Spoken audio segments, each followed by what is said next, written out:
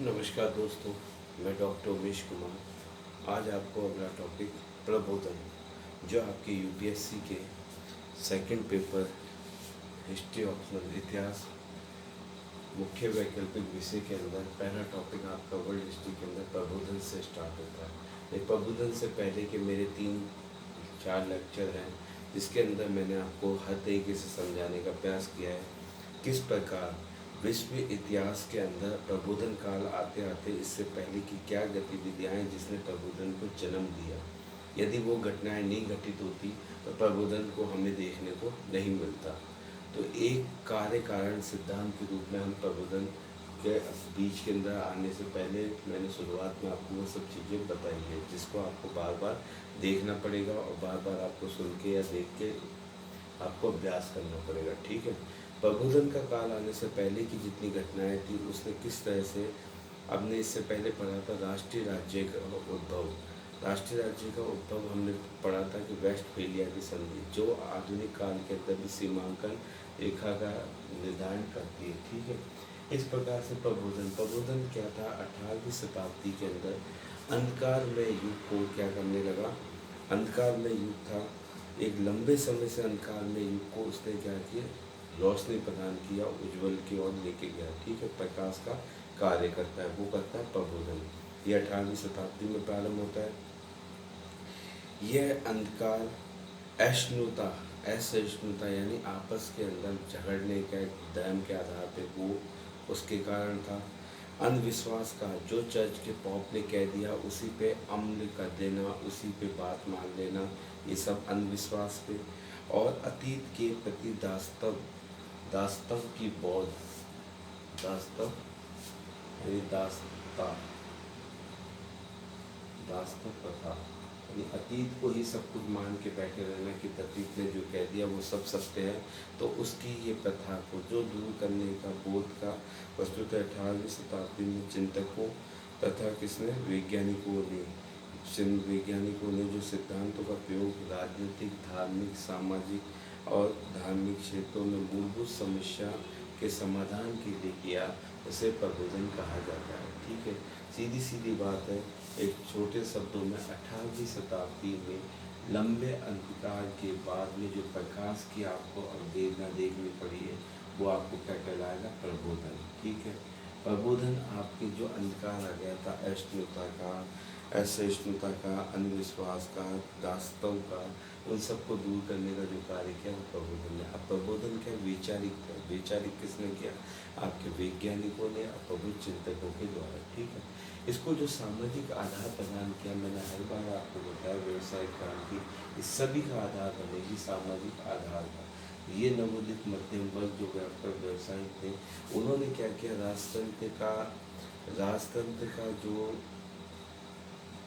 राजतंत्र और चर्च के जो नियम थे, राजतंत्र का जो आम जनमानस में हस्तक्षेप था, चाहे वो आपके सामंत के माध्यम से हो, चाहे किसी माध्यम से, राजतंत्र का जो हस्तक्षेप और चर्च के नियमों को, चर्च के जो नियम बना रखे थे, नियम कायदे थे, उनको चुनौती दी इसने नवोदित मध्यम वर्ग ने। अब जब इसने चुनौती दी तो प्रबोधन के प्रकारांतर यानी उसके समांतर जो उन्होंने मांग की एक तालिका प्रस्तुत की, किसके समक्ष, इन दोनों के समक्ष, राजतंत्र के और चर्च के समक्ष इन्होंने मांग पत्र जारी किया। मांग पत्र में बोला कि साहब हमें इसका जवाब दीजिए। इसके जवाब जो समक्ष प्रस्तुत किया उसे ही हम क्या बोलते हैं, प्रबोधन कहते हैं। ठीक है। यानी जो विद्वान जन थे, मध्यम वर्ग इसका माध्यम बनेगा, जो राजतंत्र को भी प्रभावित करेगा और चर्च के नियमों को प्रभावित करेगा। और जो ये मांग पत्र है, मांग पत्र आपके किस में कन्वर्ट हो जाएगा, प्रबोधन में। ठीक है। प्रबोधन के प्रेरक करने वाले कारक, अब आपको किसी भी चीज़ को रखने की जरूरत नहीं, एक दिमाग के अंदर आपके सिनेरियो मैंने तैयार करवाने का प्रयास किया है। अब देखिए मध्यम वर्ग, वही मध्यम वर्ग है जो आपके इन दोनों से करेगा, तो राजतंत्र को मजबूत बनाएगा, राजतंत्र आप इसकी तरफ आकर्षित होगा। मध्यम वर्ग, वैज्ञानिक प्रगति, वैज्ञानिक नए नए अनुसंधान होने लगे, नई नई खोज होने लगी, तो इस वजह से क्या है, बुद्धि वर्ग एक आदमी के जो अंधविश्वास है उसको तोड़ा। ठीक है। धर्म सुधार आंदोलन, आपने देख चुका पुनर्जागरण का प्रभाव, ये भी मैं आपको बता चुका हूँ। ठीक है, ये चारों के चारों आपके प्रेरक तत्व का काम करेगा और मेन आधार कौन प्रदान करेगा? नवोदित मध्यम वर्ग। ठीक है, प्रबोधन का बल क्या रहेगा? प्रबोधन का बल रहेगा, देखिए, प्रकृति का नियम, प्रकृति का शाश्वत नियम है। प्रकृति क्या कहती है?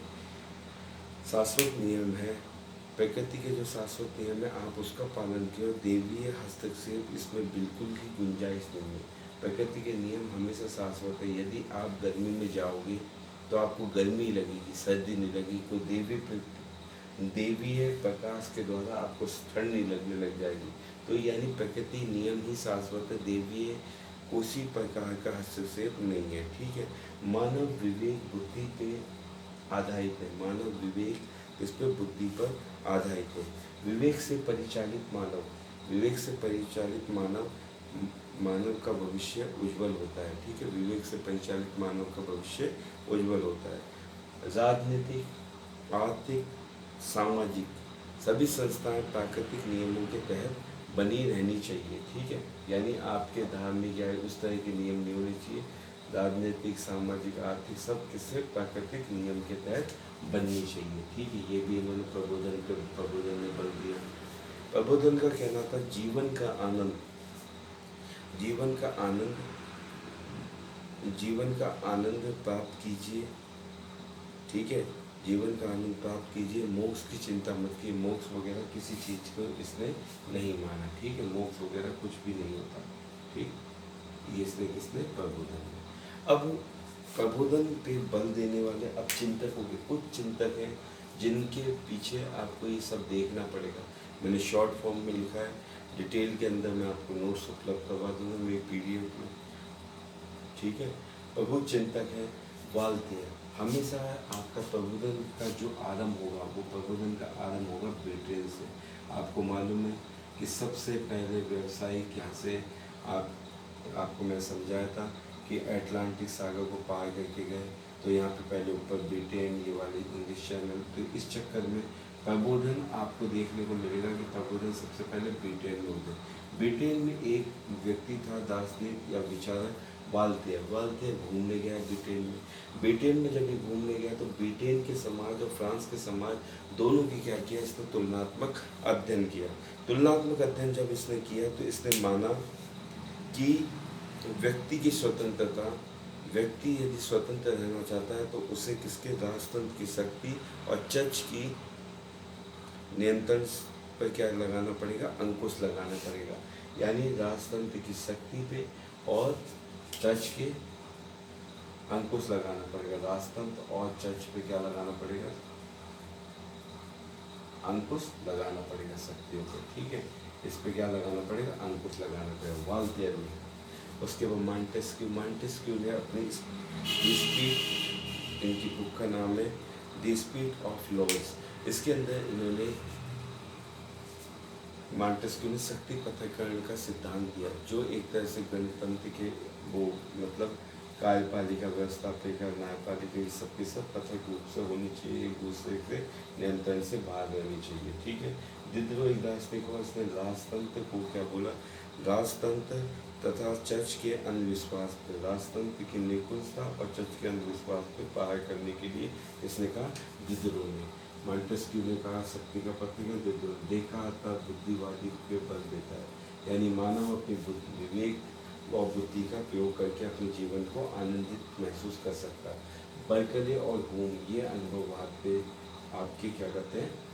जोर देते हैं। ठीक है, बर्कले और होम। अब यहाँ पे आपको देखने को मिलेगा बर्कले और अनुभववाद, देखा बुद्धिवाद। ठीक है, अब क्या आगे आएगा आपके कांट के अंदर इन दोनों का समावेशन हो जाता है। किसका? बुद्धिवाद और अनुभववाद। कांट बोलता है चिंतन में बुद्धिवाद और अनुभववाद का समन्वय किस में कर देता है? इन दोनों का समन्वय, बुद्धिवाद और अनुभववाद, इन दोनों का समन्वय वो कर देता है किसमें? और कांट करेगा बुद्धिवाद और अनुभववाद का समन्वय नैतिकता के अंदर, नैतिक गुण के अंदर इन दोनों का समन्वय कौन करता है? कांट करता है। ठीक है, अब मैं आपको ये वाली बात, ठीक, ये आपकी स्थिति हो गई। उसके बाद अब आप ये सोच रहे होंगे कि प्रबोधन 18वीं शताब्दी में, इससे पहले पुनर्जागरण आ चुका था। पुनर्जागरण का मैंने यहाँ पे पॉइंट भी रखा है, लेकिन पुनर्जागरण और प्रबोधन के अंदर अंतर है। आपको इस बात से पता लगाने पड़ेगा, ये क्वेश्चन बनता है कि इन दोनों के अंतर क्या रहेगा, किसमें आपके पुनर्जागरण और प्रबोधन में। पहली बात तो पुनर्जागरण किस पे, अतीत पे। ये बोलता है अतीत में जो बातें अच्छी है वो सब की सब मानने योग्य है, ठीक है। ये आपके अतीत पे बल देता है, अतीत का अनुसरण करने के लिए कहता है। प्रबोधन क्या कहता है, मानव विवेक आधारित ज्ञान से विवेक आधारित ज्ञान से पुनर्जागरण की बातों को समझे और उसको जरूरत पड़े तो इस्तेमाल करे, ठीक है। इन्होंने कहा जानने का साहस रखो, इनका नारा कौन सा था, जानने का साहस रखो। हर बात को आप जैसे अक्षर पुनर्जागरण में कह दी और आप उसको मान जाओ, इसलिए ये बोलते हैं जानने का साहस रखो। अतीत की बात को आप मानव विवेक के द्वारा सोचे, जानने का साहस रखो, ठीक है। ये वाली बात आ गई। उसके बाद एक अतीत का डिफरेंस है। दूसरी बात इसके अंदर आपको देखने को मिलेगी कि सैद्धांतिक रूप से पुनर्जागरण आपके दिखाई देता है कि ज्ञान गहन करने योग्य जिसका वास्तविक जीवन में प्रयोग हो। सैद्धांतिक रूप से पुनर्जागरण अपनी अपनी बात कह देते हैं यहाँ पे दार्शनिक या चिंतक, लेकिन वो सैद्धांतिक रूप से अप्लाई प्रबोधन में बोलता है उसी ज्ञान को अपनाओ सैद्धांतिक रूप से, जिससे कोई क्या हो, फायदा हो। फालतू के ज्ञान को मत अपनाओ। ये सैद्धांतिक रूप से इसको बोलता है कि विवेक द्वारा सोचो, विवेक के द्वारा सोच के और आपको क्या करना है, इसको अपनाना है, ठीक है। ये दोनों में अंतर देखने को मिलता है। अब यहाँ आपको प्रबोधन मैंने समझाया, प्रबोधन समझाने के पीछे अब यदि पीछे ये सब चीज़ें आपको मैंने मध्यम वर्ग, वैज्ञानिक धर्म सुधार तो आप इससे कनेक्टिविटी यानी आप एक सामंजस्य स्थापित करने में असक्षम होते हैं, ठीक है। अब इसके बाद में आपका दूसरा इसी में पॉइंट आता है रूसो और कांट। मैंने यहाँ ही दोनों को लिख दिया, रूसो और कांट। ये दोनों दार्शनिक का नाम भी आपको सिलेबस में देखने को मिलता है। देखो, रूसो एक 18वीं शताब्दी का, इसे रूसो को क्या बोलते हैं, 18वीं शताब्दी का कार्ल मार्क्स कहा जाता है रूसो को, ठीक है। बुद्धिवाद की जगह इसने भावास मोशन पे बल दिया, ठीक है। भावावेश इसने किस पे जोर दिया, भावावेश यानी मोशन। रूसो ने इस पे भावावेश पे जोर दिया, ठीक है। भावावेश में बुद्धिवाद की जगह भावावेश पे दिया, इसे भव्य पाशविकता का नाम दिया गया, ठीक है। भव्य पाशविकता को क्या कहा है, मोशन कहा है। इसके एक तरफ सदाचार के गुण, इसने एक तरफ तो किस सदाचार के गुण, जैसे अपन बोलते हैं क्या नाम है, ईमानदारी, सहनशीलता, करुणा, इस पे बल दिया। उसके साथ साथ इसका बल किस पे, बौद्धिकता पे नहीं वरन नैतिकता पे था, ठीक है। बौद्धिकता पे नहीं बल्कि नैतिक पे था। भावावेश के अंदर आपको देखने को देगा, सुनो, इसका एक तरफ सदाचार के गुण जैसे आपकी ईमानदारी, सदाचारी, सहनशीलता, करुणा, इसका बल बौद्धिकता पे नहीं वरन नैतिकता पे दिया। इसने किस पे दिया, नैतिकता पे बल दिया, ठीक है। किसने, रूसो ने। भावावेश मतलब मोशन, जैसे पाशविकता, भव्य पाशविकता कहा जाता है, ठीक है, मोशन। अपने दार्शनिक तो बनना नहीं है, अपने को एग्जाम के हिसाब से ये बोला जाता है। रूसो कैसा था, भावावेश मोशन पे आधारित था, ठीक है। इसने सहनशीलता वगैरह बुद्धिवाद की बजाय इसने किस पे, नैतिकता पे बल दिया, सद्गुणों पे, ठीक है, सदाचार के गुणों पर। इसका बल बौद्धिकता पे नहीं बल्कि किस पे था, नैतिकता पे था। स्वच्छंदवाद का जनक रूसो का एक कोटेशन मिलता है हमें देखने को कि मनुष्य स्वतंत्र पैदा होता है लेकिन बाद में वो जंजीरों में जकड़ जाता है, ठीक है। वाल्तेयर लोक दिद्रो, ये वैचारिक उस काल के वैचारिक लोग क्या नाम, चिंतक थे। उन्होंने मानव विवेक तर्कशीलता पे बल दिया, मानव की विवेक और तर्कशीलता पे बल दिया, ठीक है। लेकिन इसने किस पे? दूसरों ने भावावेश, असभ्य मानव की अदूषित, इसका कहना था भावावेश क्या है? असभ्य मानव की अदूषित स्वाभाविकता की अभिव्यक्ति, जिसे भव्य पाशविकता कहा जाता है। असभ्य मानव की प्रदूषित स्वाभाविकता की अभिव्यक्ति, जिसे भव्य पाशविकता कहा जाता है। मानव स्वतंत्र पैदा होता है, लेकिन उसके बाद में वो किसमें? जंजीरों में जकड़ जाता है, स्वतंत्रता का जनक कहा जाता है, ठीक है। नैतिकता पे बल दिया था इसने, ये वाला आपका स्वतंत्रता का पॉइंट क्लियर हो गया। मानव स्वतंत्र पैदा होता है, बाद में जंजीरों में। प्रजातंत्र का पिता क्यों कहा जाता है? रूसों की सामान्य इच्छा का सिद्धांत है। क्या? सामान्य इच्छा का सिद्धांत। इसकी बुक है रूसों की सोशल कॉन्ट्रैक्ट, इसी पे आधारित ये लेख है, ये बात है। प्रजातंत्र का पिता सोशल कॉन्ट्रैक्ट में कहा है कि किसी व्यक्ति की मेरी कोई अभिलाषा है, तो मैं ये अभिलाषा अपने राष्ट्र को या अपने समुदाय को समर्पित कर दूँ। जब वो कार्य पूरा होगा तो उसका कुछ अंश मुझे भी मिल जाएगा, सीधी भाषा में। तो इसे रूसों का सामान्य इच्छा का सिद्धांत या उत्कृष्ट कहते हैं, ठीक है। सामान्य इच्छा की अवधारणा कहते हैं। प्रजातंत्र का तत्व निहित था। रूसों की जो सामान्य इच्छा की अवधारणा है, उसमें प्रजातंत्र का तत्व उपस्थित था। सामान्य इच्छा किसी भी समुदाय की उत्कृष्ट कल्याणकारी इच्छा का महत्वपूर्ण समापत्य है, ठीक है। ऐसा मत है कि व्यक्ति अपनी निजी इच्छा समुदाय को समर्पित कर दे। दूसरी तरफ उसी समुदाय के सदस्य होने के नाते स्वाभाविक रूप से इस समुदाय की शक्ति प्राप्त हो जाएगी। ये प्रजातंत्र के पिता का नाम है। प्रजातंत्र के अंदर क्या होता है? एक केंद्रीय शक्ति होती है। केंद्रीय शक्ति सभी के अंदर अपने अपने अंश के रूप में सब में वर्गीकृत कर देती है, ठीक है। उसी प्रकार इसने अनजाने अनायास इसने प्रजातंत्र के बीज बो दी, किसमें? व्यक्ति की सामान्य इच्छा में, ठीक है।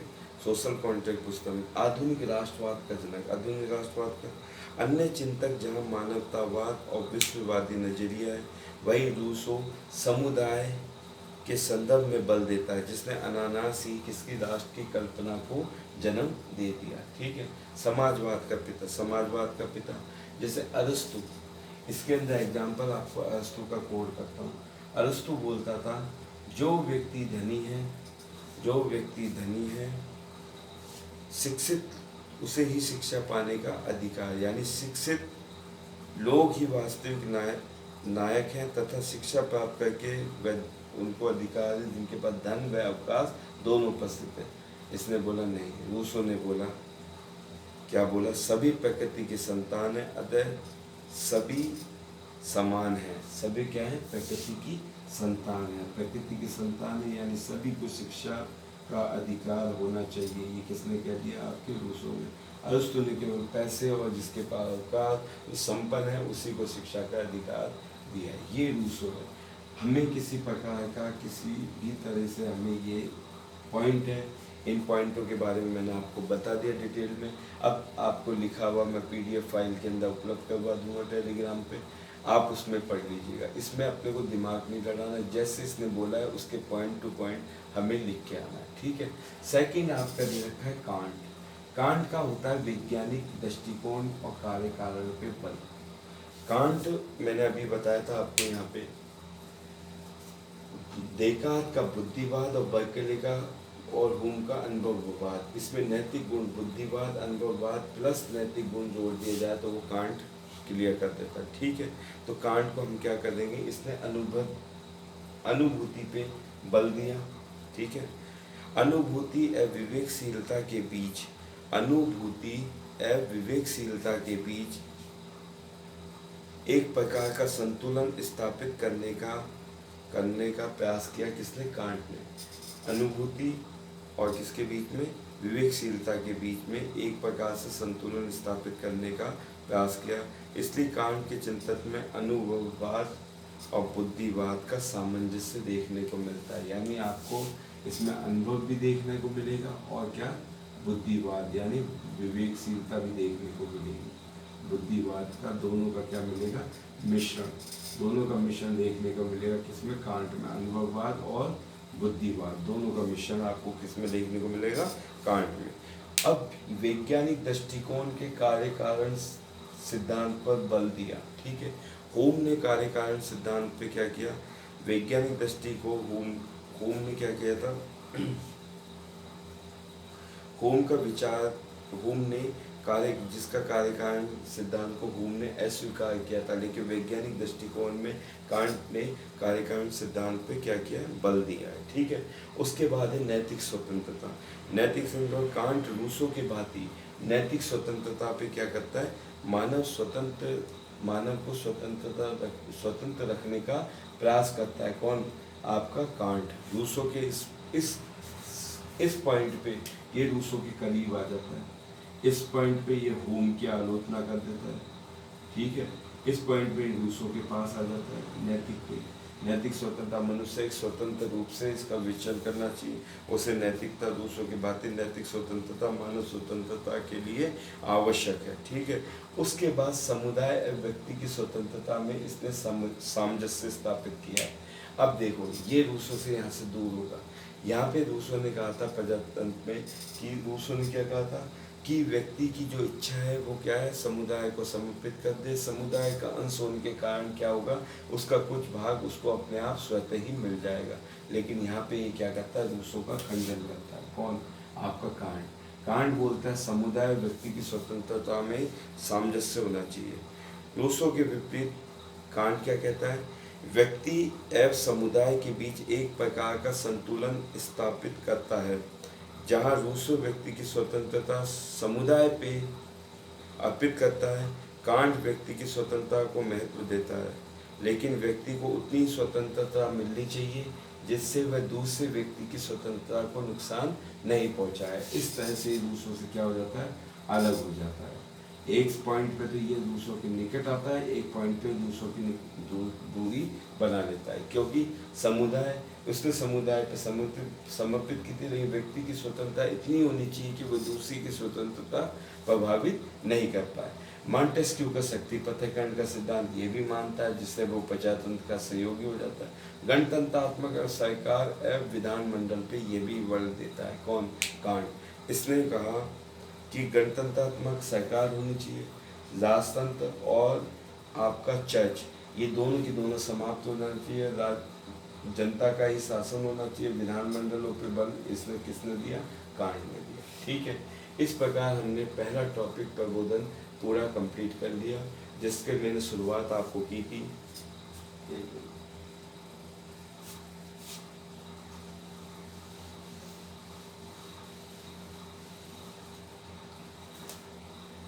प्रबोधन मैंने आपकी शुरुआत इसमें की थी, इसमें आपके प्राचीन काल से।